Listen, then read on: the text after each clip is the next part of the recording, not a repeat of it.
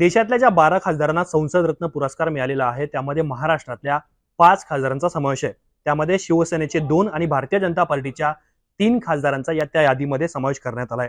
महत्वाची गोष्ट म्हणजे महाराष्ट्रामध्ये महाविकास आघाडीचे तब्बल 31 खासदार असताना या यादीतल्या कुठल्याही खासदाराचं किंवा कुठल्याही खासदाराला संसद रत्न पुरस्कार मिळालेला नाहीये. आता ते खासदार कोण आहेत ते सुद्धा मी तुम्हाला सांगणार आणि सोबतच हा पुरस्कार कसा दिला जातो, त्याचे निकष काय आहे आणि सगळ्यात महत्त्वाचं म्हणजे हा पुरस्कार देण्यामागचा हेतू काय असतो ते सुद्धा मी तुम्हाला समजून सांगणार आहे. सगळ्यात आधी जे 3 खासदार भारतीय जनता पार्टीचे ज्यांना हा पुरस्कार मिळालेला आहे त्याच्यामध्ये हेमंत विष्णू सावरा जे पालघर विधान लोकसभा मतदारसंघाचे खासदार आहेत.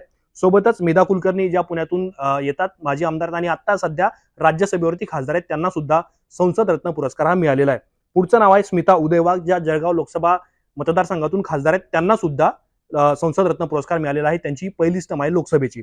आता जी 2 नावं शिवसेनेची आहेत ती सुद्धा फार महत्वाची, कारण उपमुख्यमंत्री एकनाथ शिंदे यांचे सुपुत्र आणि कल्याणचे खासदार श्रीकांत शिंदे यांना यावेळेला संसद रत्न पुरस्कार मिळालेला आहे. सोबतच लागून असलेला लोकसभा मतदारसंघ ठाणे लोकसभेतून जे खासदार शिवसेनेचे नरेश म्हस्के यांना सुद्धा संसद रत्न पुरस्कार मिळालेला आहे. आता ही 5 नावं मी तुम्हाला सांगितली. आता पुरस्कार का आणि कशासाठी दिला जातो, तर प्राईम टाइम फाउंडेशन मार्फत हा पुरस्कार दिला जातो. त्यामध्ये देशभरातल्या अनेक खासदारांच्या कामगिरीवरती ही संस्था लक्ष ठेवून असते. त्यामध्ये संसदेमध्ये विचारलेल्या प्रश्नांची संख्या, खासगी विधेयकं मांडणं, त्यावरची चर्चा, सोबतच संसदीय ज्या समिती असतात त्या समित्यांमधला त्या खासदारांचा सहभाग, त्यातली चर्चा, त्यांचा ऍक्टिव्हनेस, या सगळ्या गोष्टी महत्वाच्या एक प्रकारे मानल्या जातात. त्यामध्ये संसदेतल्या कामकाजातली शिस्त, सोबत त्यांची कामगिरी, तिथली सक्रियता आणि एक प्रकारे सातत्यपूर्ण कामगिरी, या सगळ्या गोष्टी विचारात घेऊन या खासदारांना संसद रत्न पुरस्कार दिला जात असतो. आणि सोबतच PRS लेजिस्लेटिव्ह रिसर्च नावाची एक संस्था आहे जिचा डेटा सुद्धा गोळा केला जातो. आणि या पुरस्काराचा उद्देश केवळ राजकारण नसतो, तर संसदीय कार्यक्षमतेला प्रोत्साहन देणं हा खरा यामागचा उद्देश असतो. तर यावेळेला महाराष्ट्रातल्या 5 खासदारांची नावं मी तुम्हाला सांगितली, त्यांना तो पुरस्कार मिळतो आहे.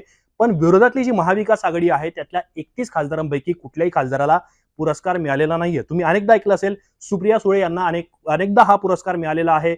असदुद्दीन ओवैसी असतील किंवा निशिकांत दुबे असतील किंवा अन्य सत्ताधारी किंवा विरोधी पक्षातले जे असे खासदार आहेत ज्यांना अनेकदा हा किंवा दुसऱ्यांदा किंवा तिसऱ्यांदा सुद्धा पुरस्कार यापूर्वी मिळालेले आहेत. पण यावेळेला भाजपचे 3 आणि शिवसेनेचे 2 अशा प्रकारे 12 पैकी 5 खासदार हे महाराष्ट्रातून आता संसद रत्न पुरस्काराचे मानकरी ठरलेले आहेत. तुम्हाला सगळ्या प्रकरणाबद्दल काय वाटतं?